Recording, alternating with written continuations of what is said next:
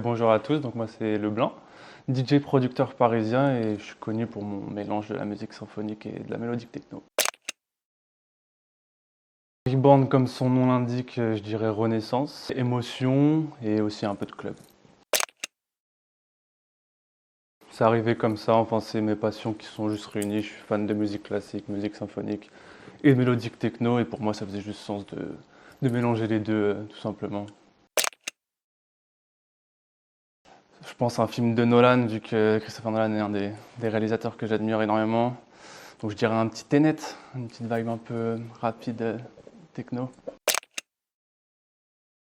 Quand je l'ai vu, j'y croyais pas en fait. Moi j'envoyais des messages comme ça à des artistes à droite à gauche et voir leurs réponses qui m'envoyaient ils disaient ouais envoie-nous des démos et tout.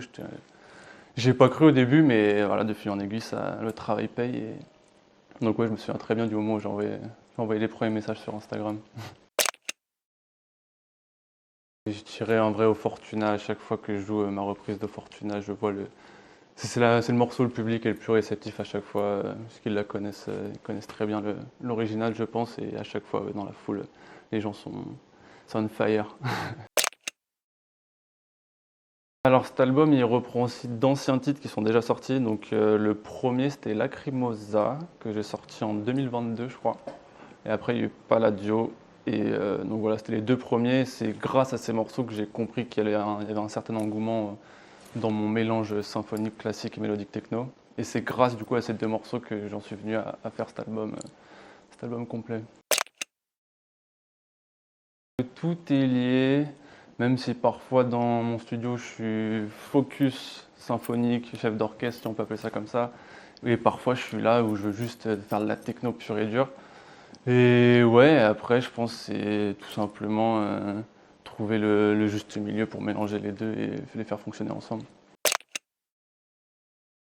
Un peu de tout, mais moi, entre guillemets, quand j'ai fait cet album, il s'appelle Reborn, du coup, pour Renaissance, et je voulais montrer au grand public que la musique classique pouvait être dansante et qu'on pouvait la réinterpréter d'une nouvelle manière.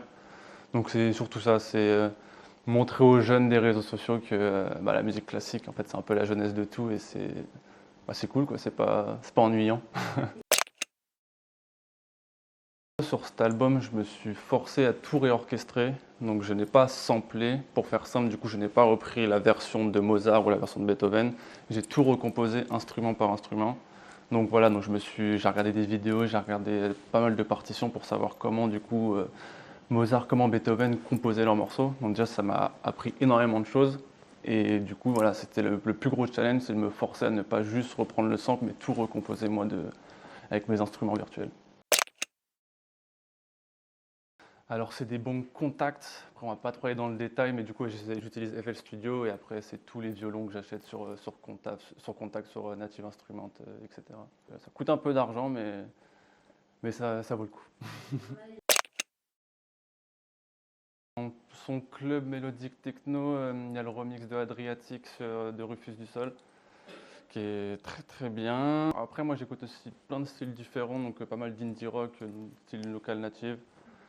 Et sinon, après, toujours Hans Zimmer ou John Williams, il arrive toujours dans mes oreilles à n'importe quel moment. J'essaie de m'inspirer un peu de tous les styles musicaux, pas forcément juste pour savoir comment ils font la structure, mais juste pour peut-être une petite sonorité que j'entendrais en indie rock. Donc ouais, j'essaie toujours de m'inspirer un peu de même variété française, même dans le rap, un peu partout, chercher à droite à gauche des influences. Je me dis, c'est mon premier album et en plus de ça, c'est un album de reprises classiques de grands compositeurs qui, de base, à l'époque, on écoutait plus en vinyle. À l'époque de Mozart, il n'y avait même pas encore de vinyle, mais... mais du coup, pour moi, il fallait que, voilà, c'est mon premier album et aussi cet album me permet de tourner la page sur les reprises. Et je voulais, voilà, un beau produit, un produit fini pour mon public. J'avais besoin de ce côté physique pour l'écouter sur un tourne-disque. Et beaucoup de gens aussi me l'ont demandé, donc... J'ai déjà joué Reborn là pour la sortie de l'album. J'ai fait un live dans une église où j'ai tous les morceaux de l'album et c'était une expérience incroyable.